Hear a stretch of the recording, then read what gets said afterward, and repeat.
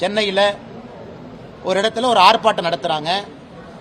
நம்முடைய chief justice of India அவர்கள் மீது தவறான ஒரு நபர் தாக்குதல் நடத்துறாங்க. அதை கண்டிக்கணும் எல்லோருமே.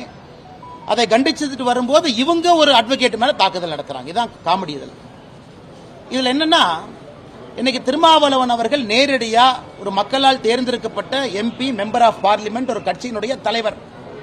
இத்தனை ஆண்டு காலம் தமிழகத்தில் அரசியல் பண்றாரு. அவர் மேடையில சொல்றாரு, பார்த்து முறைச்சா 4 தட்டு தட்டணும் அப்படின்னு. இன்னைக்கு தமிழகத்தில் எப்படி ஆகி போச்சுன்னா, சில அரசியல் கட்சியை சார்ந்தவர்கள், சில தலைவர்கள் மேடையின் மீது ஏறி சும்மா முறைச்சா 4 தட்டு தட்டணும். இன்னைக்கு திருமாவளவன் அவர்களும் அவங்க கூட இருக்கிறவங்களும் இந்தியா பாகிஸ்தான் பார்டருக்கு அனுப்பினா, பாகிஸ்தான்காரன் முறைச்சிக்கிட்டே இருக்கான், 4 தட்டு அவனை தட்டணும். அதனால இந்த முறைச்சவன் எல்லாம் தட்டணும்னு ஆரம்பிச்சா தமிழ்நாட்டில் அண்ணன் திருமாவளவன் அவர்களுக்கு இடம் இல்லை. இந்தியா பாகிஸ்தான் பார்டருக்கு போய் இந்த பாகிஸ்தான் ஆர்மி முறைச்சானா 2 தட்டு தட்டணும். அங்க வீரத்தை காட்ட மாட்டாங்க. அப்பாவியா யாராவது ஸ்கூட்டரை உங்களை போல என்னை போல இந்த மிடில் கிளாஸ் சொல்லக்கூடியவங்க அவங்க வருவாங்க. கூட்டமா 100 பேர் அண்ணன் திருமாவளவனோடு போவாங்க. ஒரு தலைவர்னா அவர் முன்னுதாரணமாக நடந்திருக்கணும்.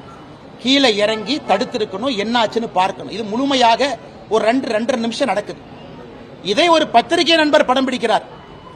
அதை ஒரு தனியார் தொலைக்காட்சியில போடுறாங்க. தனியார் தொலைக்காட்சியில போட்ட பிறகு அதை நான் என்னுடைய எக்ஸ் வலைதளத்தில் போடுற உடனே திருமாவளவனுக்கு சந்தேகம் வந்துருச்சு, அண்ணாமலை தான் பின்னாடி இருந்து அதை செஞ்சிருக்கிறான். இது என்ன சொல்றதுன்னு எனக்கு தெரியலங்க. இப்படித்தான் தமிழகத்தினுடைய அரசியல் சாபக்கேடு. இப்படிப்பட்ட தலைவர்கள் தான் இங்க அரசியல் பண்றாங்க. ஜாதியை வைத்து, அட்டூழியத்தை வைத்து, அடக்குமுறையை வைத்து, வன்முறையை வைத்து மக்களை மிரட்டி. இன்னைக்கு திருமாவளவன் அவங்களுடைய எக்ஸ்பிரஸ் வலைதளத்துக்கு போய் பாருங்க, யாருமே கமெண்ட் பண்ண முடியாது. அரசியல் தலைவர் நான் எக்ஸ் வலைதளத்தில் ஒரு கருத்து போறேன்னா கமெண்ட் பண்றது உங்களுக்கு எனக்கு உரிமை இருக்கு. நான் சொல்ற கருத்துக்கு நீங்க எதிர்க்கிறீங்களா, கமெண்ட் பண்ணுங்க, பரவாயில்ல.